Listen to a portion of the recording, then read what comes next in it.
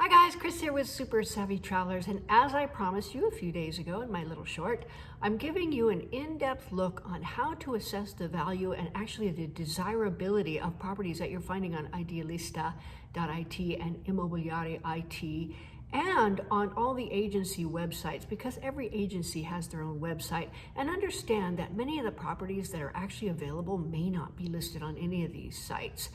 So you have to kind of know that too. Don't be discouraged if you only see a smattering of properties. A lot of them may not be listed for whatever reason.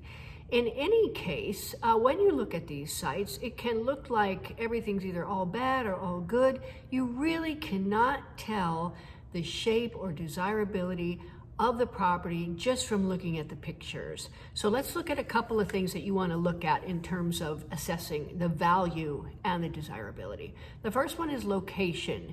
Now, what I would do is go on either Idealista.it or Immobiliare.it, and there's a lot of information on those two sites that you can dig around and find.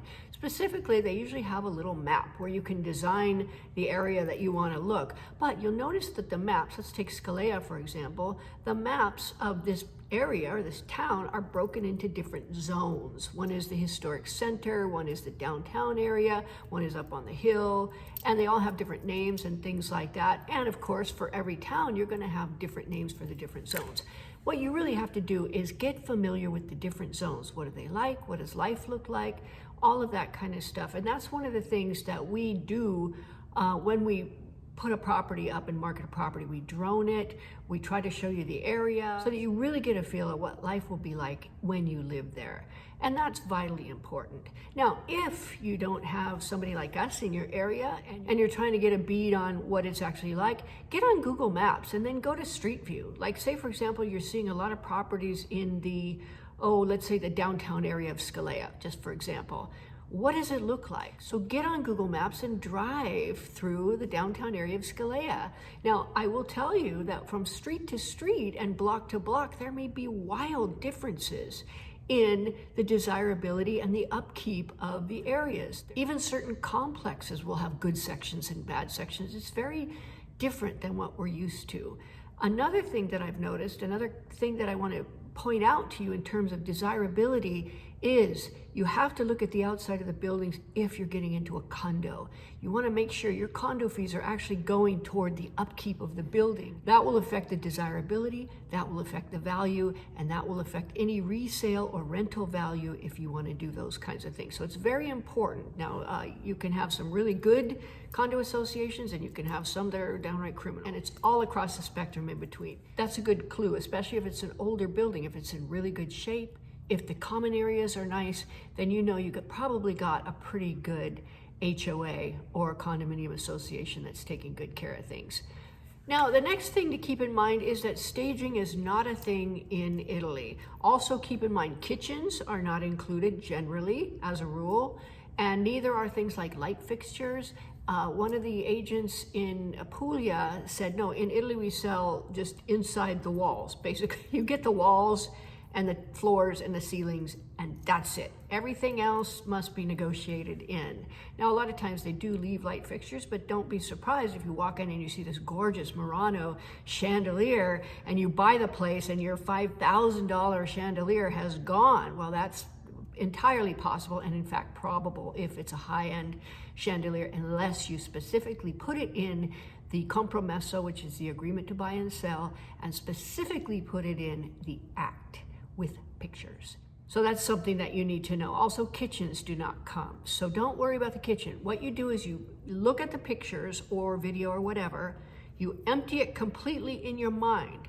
Just look at the walls and look at the floors and look at the ceiling and the terraces and whatnot. Just all the parts that are just really nailed down and not going anywhere is probably a good way to do it. And you have to just empty them so that you get a picture in your mind of what it's going to look like when you arrive. Is it big enough? You know, sometimes big chunky furniture takes up a lot of space and it makes the place look a lot smaller. So there's all kinds of things like that. Now, another thing you want to look for is things that are going to cost you money.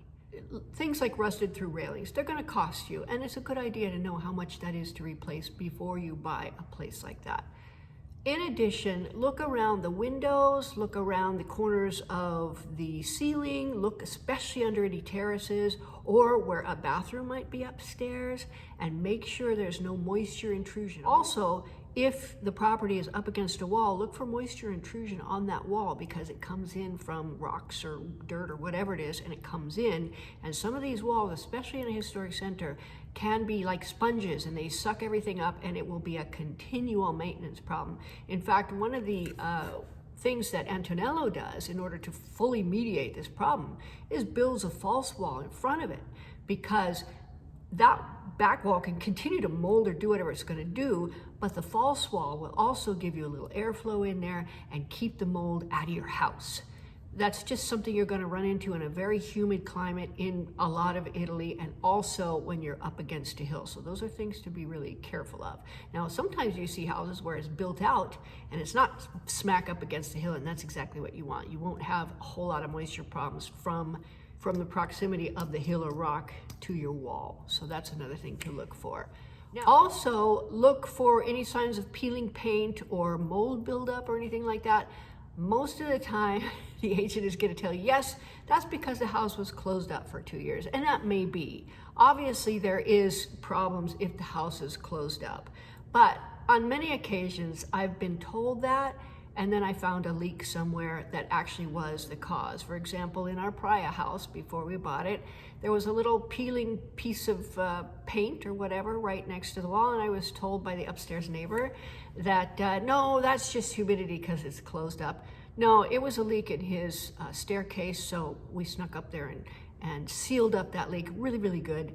No longer a problem, and then repainted, and then the whole problem was taken care of. So those are things that you want to look at. Any kind of moisture intrusion needs remediation of some sort, so just keep that in mind. If it's on the roof, it might be a loose tile, it might be something worse. If it's a terrace, it might be that you have to redo the floor of the terrace. Now, many times I've seen that. It might be just leaks and maybe the windows aren't sealed quite enough and it's coming in. So you really need a professional to look at those things and tell you, what are those going to cost? You can take them on if you want to. It's totally fine, but definitely use it as a negotiating point and go in fully equipped with the knowledge of what it's going to cost you and what needs to be done. Another thing is look on these sites for virtual tours and video tours. Now, they haven't really gotten up to droning except on the expensive properties. Also, staging is not a thing over there. You're going to see some wild stuff when you go into some of these properties. Now, the agents that we've been telling them, please tell your guys to please, if they're going to show the property, get all the furniture, the patio furniture out of the living room and put it in the patio just for the day.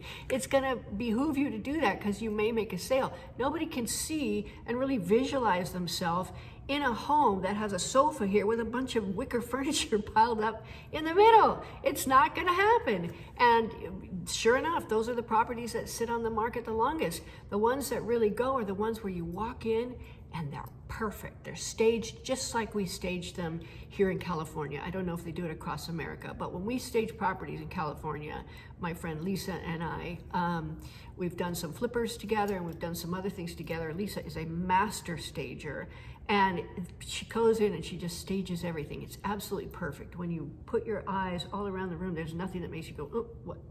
Why is that there? Or what is that? Ugh. But it's different in Italy. They're getting the hang of it, but there's still a ways to go in some of these things. I mean, and especially the private owners that put their stuff on Idealista, you get a close-up at the toilet seat, and you're like, okay, I want to see the house. I don't want to see the toilet seat. And sometimes they'll show pictures of tchotchkes and things like that, and you're like, those will go away. I don't even need to see that. So just be aware, there's a lot of differences on these websites. Now, the private owners, like I said, are not really versed in the marketing aspects. They're not versed in the selling and that kind of thing. There may be really good deals to be had, but you just can't see it. So at that point, you may want to hire somebody to make an appointment with the owner, go in, film the property, and drone it, do whatever, which we also provide those services if you want them, to let you know what it really actually looks like inside. So just know that a property may show a lot differently than it actually looks. Some of the things you want to avoid are weird layouts that don't make sense, floor plans that don't make sense. You have to be able to flow through the house just like you would in any other house. And if you have walls in strange places or weird cubby holes with something shoved in it, it's just weird, and it's going to be a problem for resale, and you're going to hate it when you move in. So make sure you really get an idea of how the house flows. It's a little more difficult on these websites to see that. However, if you get the virtual tour and they do it right, you can get an idea of the flow of the property. I've seen some properties that are really crazy, and it would be an expensive fix because you're moving walls and things like that. You could do it, but again, know what you're getting into. And I would look at that very carefully because you want a flow that makes sense. You want the best possible use of space. You don't want any excess weirdness going on. And you want to just be able to move in, put in your stuff, and live there comfortably. So I'm going to do another video probably tomorrow about some of the things in the listings that we actually saw. I've been going over the listings lately, and there's some pretty wild stuff in there. And I'm going to give you the links to the listings and whatnot, because boy, oh boy, it's going to be interesting, and I think you're going to have a few laughs when you check them out as well. Now, buy our book. If you buy our book, you're going to see all the real estate property nightmares that people have run into and how you can avoid them. And if you haven't yet, take our course because you need that if you're going to buy a property in Italy. So see you soon, guys. Take care.